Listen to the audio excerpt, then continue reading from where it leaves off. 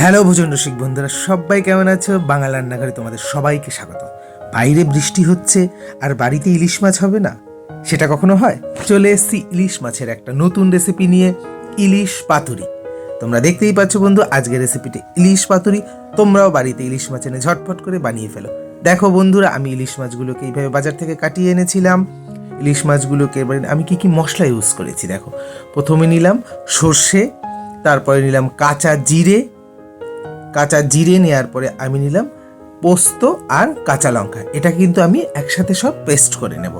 এবারে দেখো বন্ধু, কাটা ইলিশ মাছগুলোকে নুন আর হলুদ মাখিয়ে নিলাম, পরিমাণ মতো নুন আর হলুদ মাখিয়ে নিলাম। দেখো বন্ধুরা, কে কে ইলিশ মাছ পছন্দ করো সবাই কিন্তু কমেন্ট করে জানাবে। নুন আর হলুদটাকে কিন্তু এই মাছটাকে একটু মেখে 30 মিনিটসের মতো ম্যারিনেট করে রাখবো। দেখো বন্ধুরা, তোমরা দেখতেই পাচ্ছ 30 মিনিটস কিন্তু এটাকে ম্যারিনেট করে রাখতেই হবে।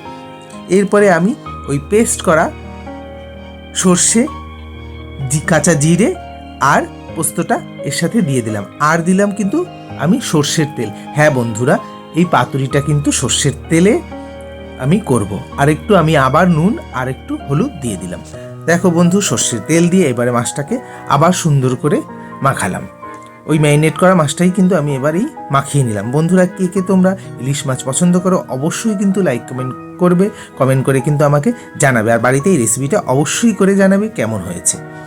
দেখো বন্ধুরা, এইবারে আমি একটু কলা পাতা নেব। কলা পাতাটা আমি একটু গরম জলে ভাপিয়ে নিয়েছি, তাহলে নরম হবে। এবার কলা পাতার উপরে মাছটা ঠিক এভাবে দিলাম, বাকি মশলাটা এভাবে দিলাম। তোমরা কিন্তু এভাবেই করবে বাড়িতে। এরপরে আমি এর উপরে একটা কাঁচা লঙ্কা দিয়ে দিলাম, আর দিয়ে দিলাম অল্প পরিমাণে আবার সর্ষের তেল। এরপরে আমি পাতাটা কিভাবে বাঁধবো সেটা সবথেকে ইম্পর্টেন্ট। দেখো বন্ধুরা, পাতাটা এভাবে মুড়িয়ে নিলাম, আবার মুড়িয়ে নিলাম, মুড়িয়ে নিয়ে সুতো দিয়ে পাতাটাকে বেঁধে দিলাম। এভাবে বাঁধলে কিন্তু কোনো মশলা বেরোবে না। পাতাটা একটু বড় নেবে সাইজে, তাহলে বাঁধতে সুবিধে হবে। আমি কিন্তু পাতাটাকে এবারে সুতো দিয়ে বেঁধে দিলাম। ঠিক এই আমি যেভাবে দেখাচ্ছি এভাবেই করবে, দেখবি কোনো মশলা কিন্তু ভাজার সময় একদম পাতা থেকে বেরোবে না। হ্যাঁ বন্ধুরা, দেখো বাঁধা কিন্তু আমার কমপ্লিট।